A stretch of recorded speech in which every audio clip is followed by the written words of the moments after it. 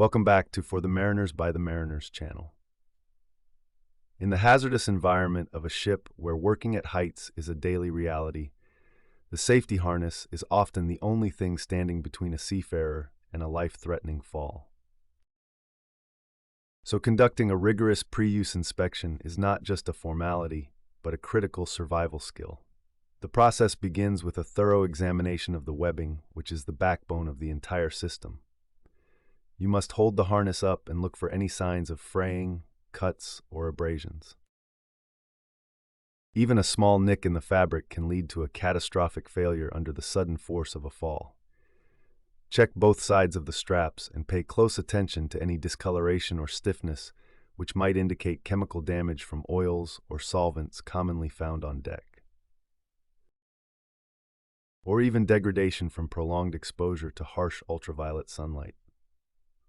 Next, focus your attention on the stitching, which is often overlooked but just as vital as the webbing itself. Look for pulled threads, broken stitches, or any sign that the load-bearing seams are beginning to unravel.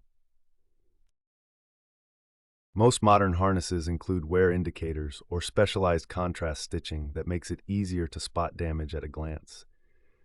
If you see any loose threads or distorted patterns, the harness must be removed from service immediately. After the soft components, move on to the hardware, including the D-rings, buckles, and adjusters. These metal parts must be completely free of cracks, sharp edges, or significant corrosion, which is a constant threat in the salty maritime atmosphere. Test every buckle to ensure it opens and closes smoothly, and that the locking mechanism engages firmly without sticking. A buckle that is distorted or bent will not distribute weight properly during a fall and could cause the harness to slip. It is also essential to check the fall arrest indicators, which are typically small loops of webbing sewn with a specific break strength that tear open if the harness has already been subjected to a fall. If these indicators are deployed, the harness is now unsafe for further use. Do not forget to inspect the lanyard and the snap hooks or carabiners, ensuring that the gates close automatically and lock securely. Every piece of safety equipment on a ship should have a clear and legible identification tag showing the date of manufacture and the date of the last professional inspection. If the tag is missing or the harness is past its service life, it should never be used.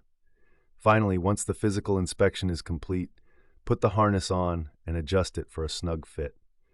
A harness that is too loose can cause internal injuries during a fall, while one that is too tight can restrict movement and circulation. By taking these few minutes to inspect your gear, you are ensuring that your safety is never left to chance. If you found this video helpful, please give us a thumbs up, hit the notification bell, comment, like, share, and subscribe for more insights. Thank you.